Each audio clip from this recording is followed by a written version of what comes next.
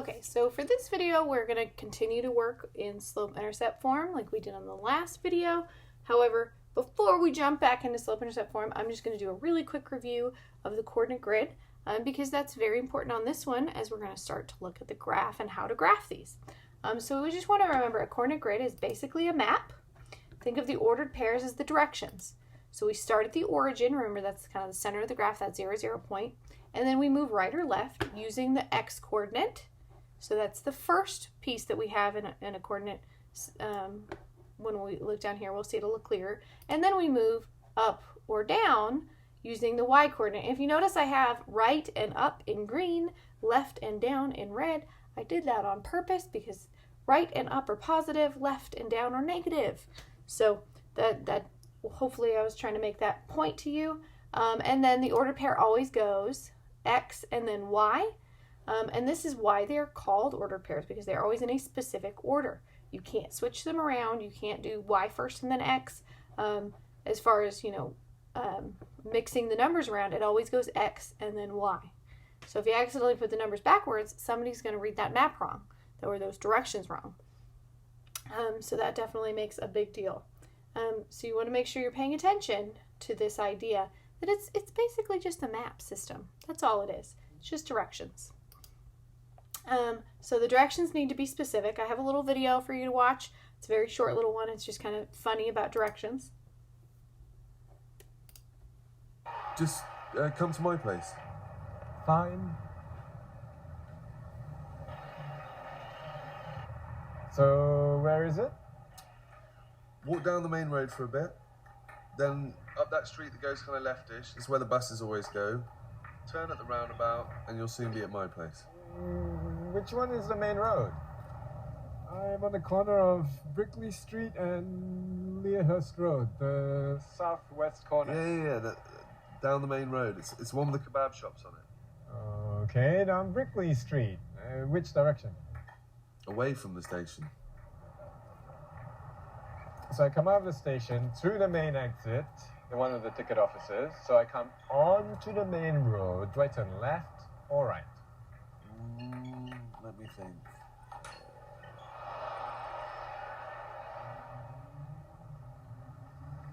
Do I turn towards the kebab center or the city grill? Yes, the one with the red sign.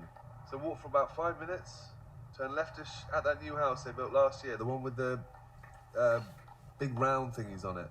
What? And call me once you're past the roundabout. Hello?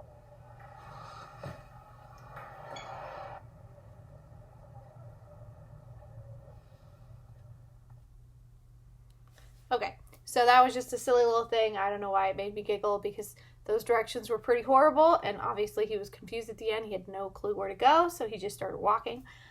So directions need to be specific. We want to make sure. Oh, there we go.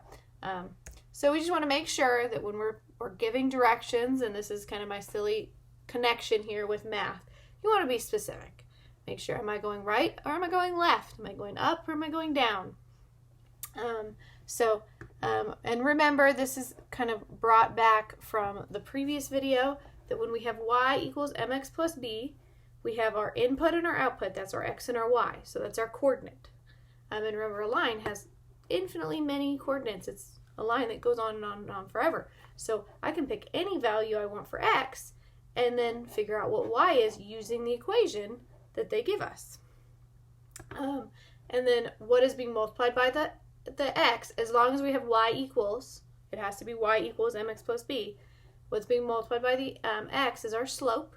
So that is our vertical change compared to our horizontal change, or in other words, our rise over our run. And then what's being added or subtracted on the same side of the equation as the x, or the plus b part, that is our y-intercept. So that's where the line crosses the y-axis. And so you start at the y-intercept. So with this one, this example, y equals 2/3 x plus 4. We would start at the 4. That's our y-intercept. So I'd go up to 4 and I'd put a dot. So that's where I know it's going to cross the y-axis.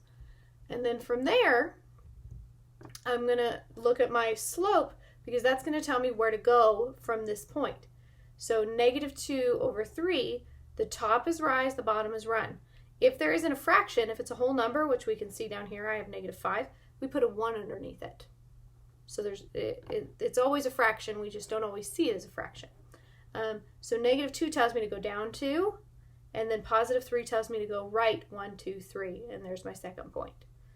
Okay, so that's very specific directions. This is my starting point. Say this is the train station where he is, and we should say go down the street 2 blocks, and then turn, if he's walking that direction, kind of have to do this a little bit backwards, he would turn, I guess, right, or would he turn left if he's actually headed this direction, and walk down the street 3 more blocks.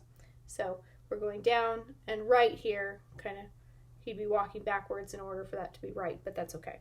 All right, so now we're going to just identify the slope and the y-intercept so that we can graph it. So you can kind of see it, for some reason it really wants to jump ahead of me every time I touch the mouse here. So we identify what's being added or subtracted, that's our y-intercept. So you can see 5, that's where I'm going to start. And then my slope is what's being multiplied by the x, so it's -5. Remember, if I see just a whole number like that with no fraction, I'm going to put a 1 under it. So this is my rise, but I need a run. I need to know how far right or left I'm moving also. So if you don't see the run, it's a 1. So I'm going to start at my y-intercept. So I'm going to start at the origin here, and I'm going to go up to 5 because it's +5. So that's my y-intercept. And then from here, I'm going to use the slope to go to my next point. So again, if I'm that guy standing at the train station, here is the train station, and I need to go down 5. So this means move 5 down and 1 right. So I'm going to go down 5 and 1 right. So it's kind of like the number of blocks I'm moving.